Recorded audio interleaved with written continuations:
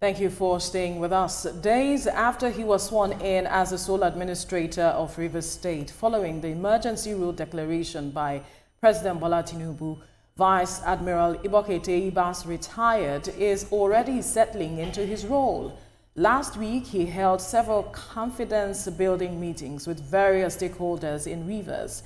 During one of his meetings with heads of local government administration and the leadership of the Nigerian Union of Local Government Employees, Rivers State Chapter, Ibas directed the immediate payment of outstanding salaries of the council employees.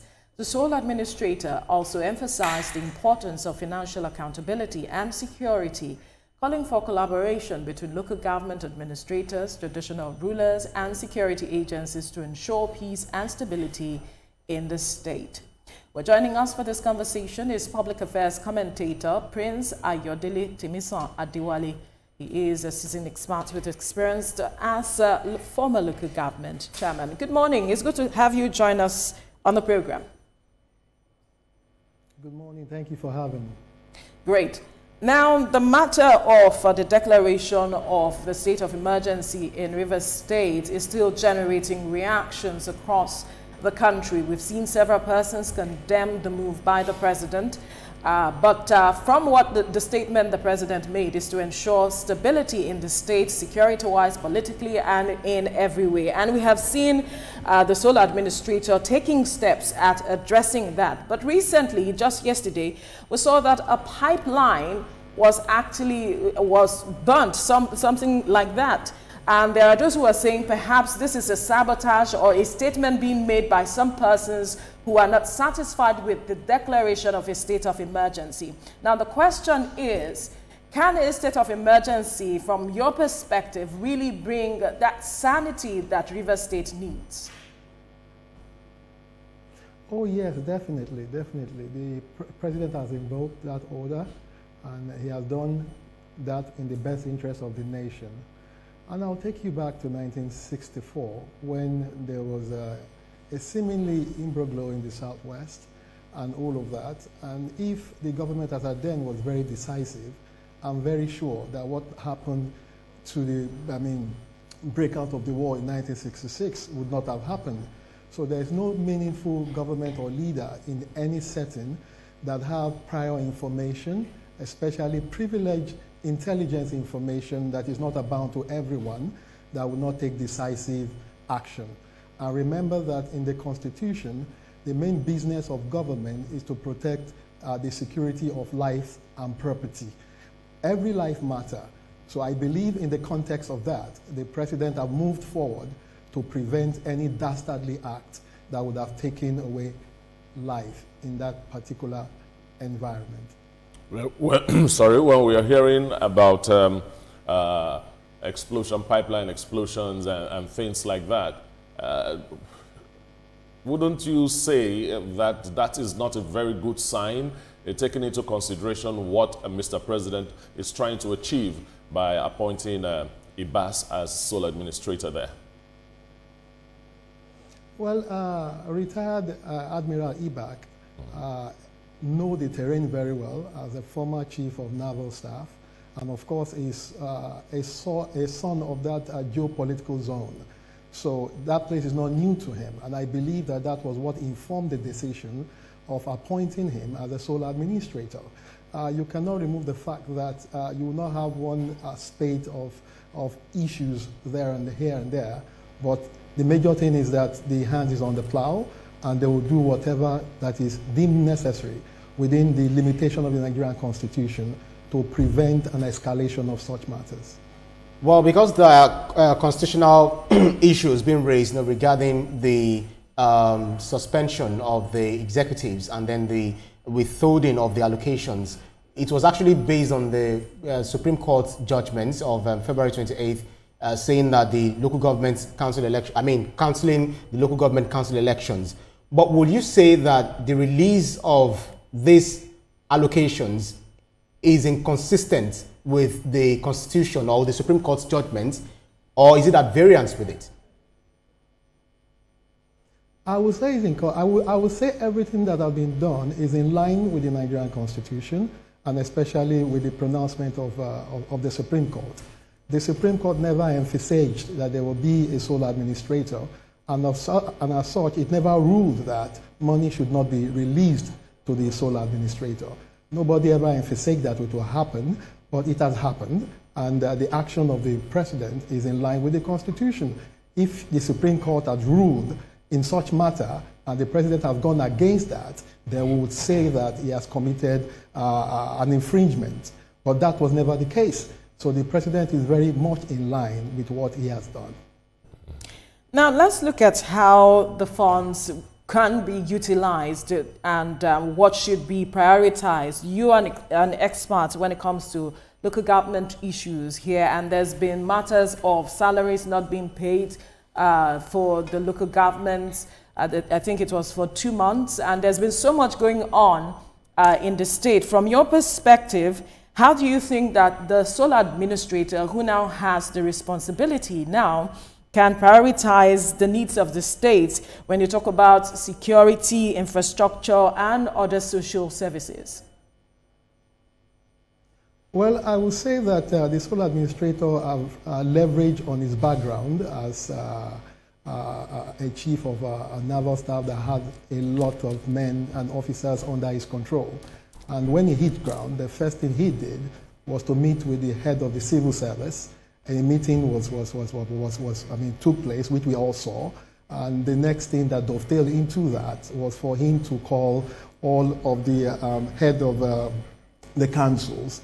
In some client, we call them the council managers and all of that. He had extensive discussions with them. Then he also met with the traditional rulers of different communities, and he had serious meetings with them. And I'm sure that he would have taken note of the nominal role that has the population of staffs in every local government, and would have also seen what the quantum of funds that it will require for payment of salary and running of those local governments. He has also visited some construction sites and all of that, and he's continuing to meet with people.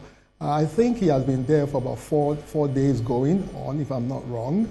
And I'm very impressed with the level of pace in which he has gone. He has taken security very, very seriously. He has also been very open to the press. He has engaged with the press intermittently from the day he was sworn in as sole administrator, and his hand is on the plow.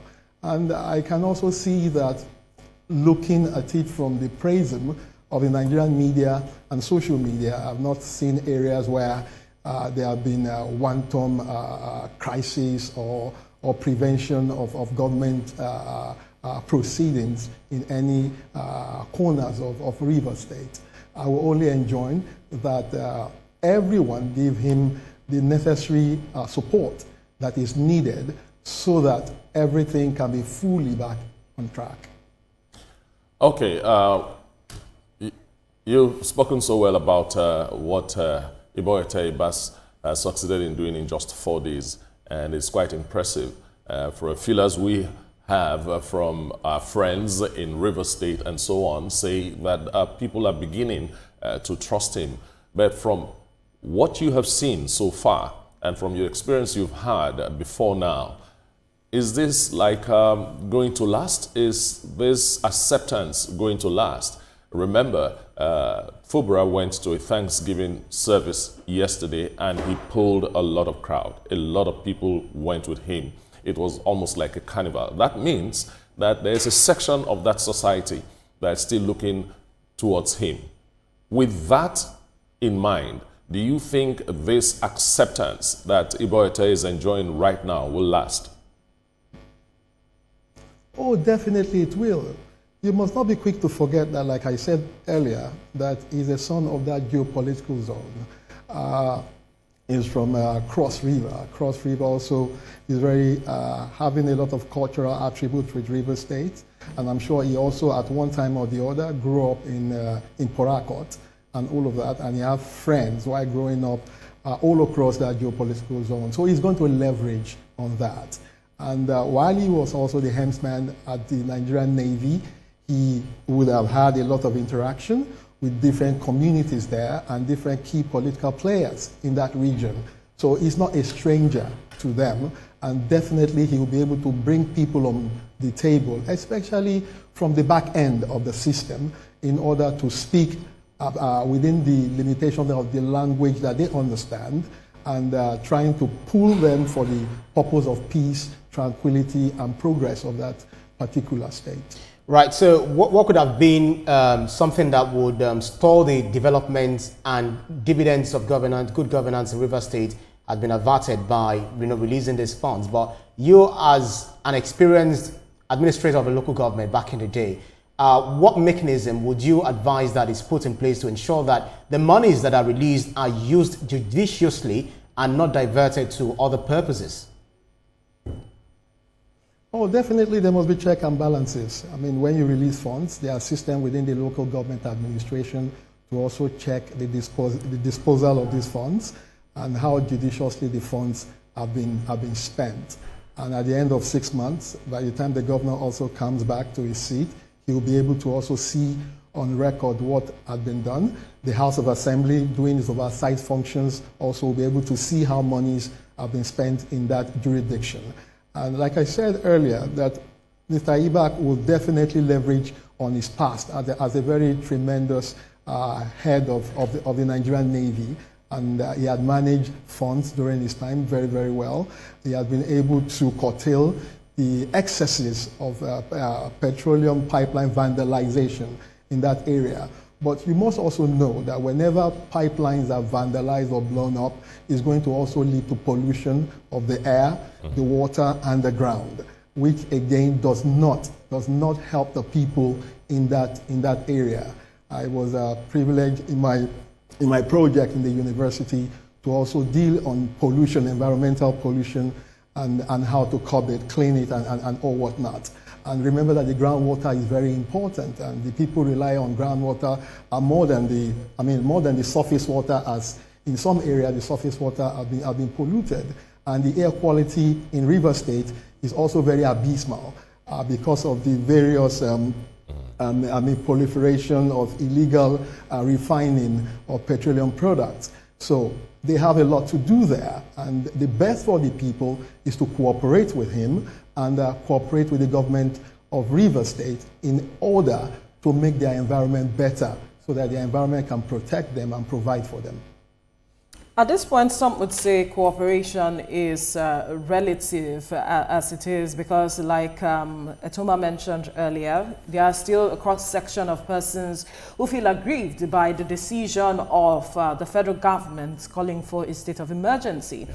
And we know what led to the decision for a state of emergency, talking about the political issues around this whole matter. Do you think that he will be able to build that bridge of reconciliation, ensuring all parties are brought to the table and ensure that everybody has a unified front, because the state should be at the heart of any decision being made at this point, and the people should also feel the impact of the dividends of democracy?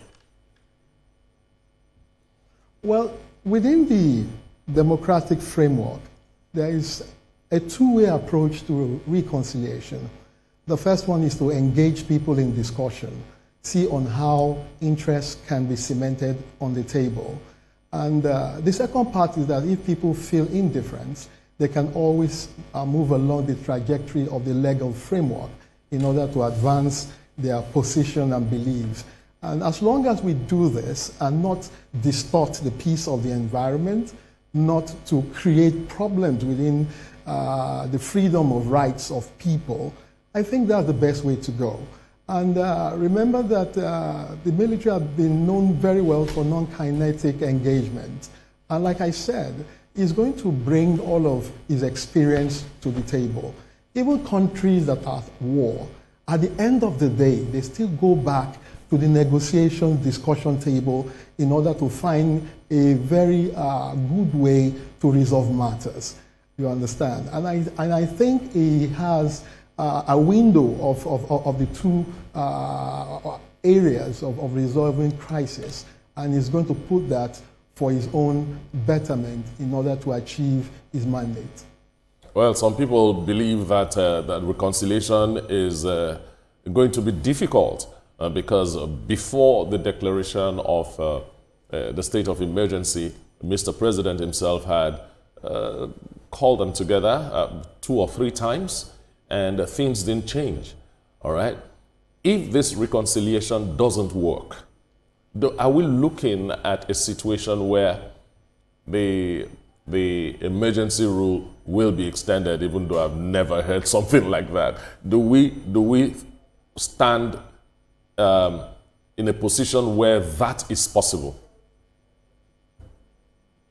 Well, I don't want to believe that reconciliation will not work, because all contending parties right now have come to an equilibrium where all of their strengths, all of their actions have come to a hold, a stop.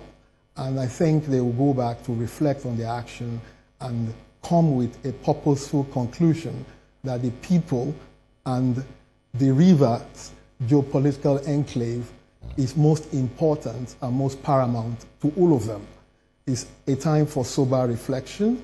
It's a time for them to readdress whatever differences they have, saying that it is not only affecting them as political players, it's also affecting their geographical location, and it's also affecting national assets.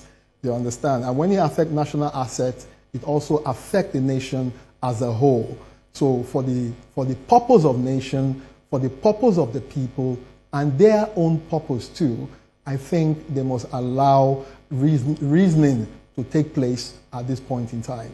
So as we look forward to reconciliation in the space of whether it's going to last up to 6 months or even beyond, only God knows, what would you like to see, on the ground, especially, looking at what the Supreme Court and the suspension, the suspension and the state of emergency were hinged on, was based on the fact that there was no accurate governance in Rivers State, the executive legislature, and the destruction of the assembly complex. Do you expect, or should we look towards the current sole administrator to fix the complex, or should the complex be left to be fixed after the good proper governance takes place?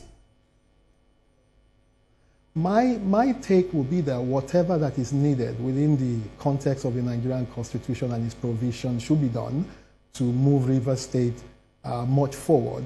And with regards to infrastructure, I will appeal to the sole administrator to use all of his capacities to make sure that infrastructures are well put in place for the benefit of the people and other generations of Rivers community that are coming to enjoy it, and for the people who will be coming back to their seat in the next 6 months, they must continue from where the sole administrator have been able to better their communities and make it much better to the benefit of their people.